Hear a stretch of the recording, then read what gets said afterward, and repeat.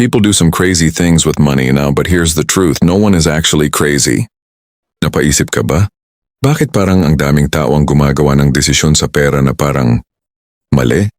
Gumagastos kahit walang ipon, nag-i-invest kahit hindi naiintindihan, o kaya naman, sobrang takot gumastos kahit kailangan na.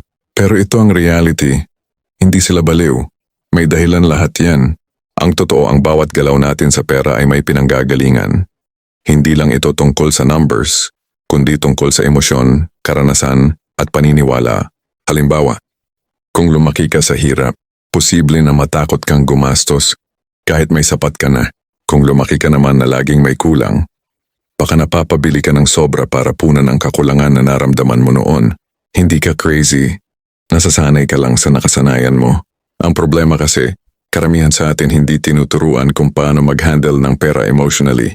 Yes, natutunan natin mag-add, mag-subtract, pero walang nagturo sa atin kung paano kontrolin ang sarili kapag may sale.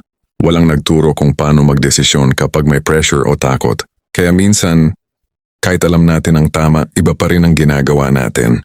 So instead of judging yourself or others, baguhin natin ang perspective. Hindi ka magastos. Baka naghahanap ka lang ng comfort. Hindi ka kuripot.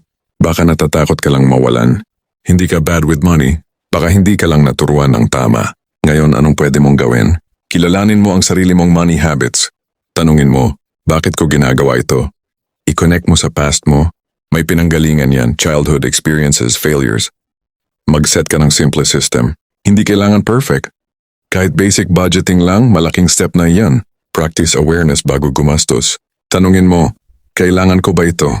O gusto ko lang? Tandaan mo, hindi ka crazy, hindi ka hopeless. You're just operating based on what you know. Pero once you become aware, once you decide to learn, doon magsisimula ang pagbabago. Hindi overnight. Pero paunti-unti, makokontrol mo rin ang pera mo. At hindi na pera ang kokontrol sa'yo. You don't need to be perfect, you just need to be aware.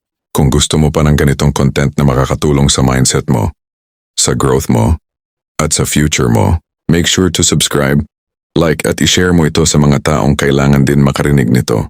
Kasi minsan, isang realization lang pwedeng magbago ang buong buhay mo.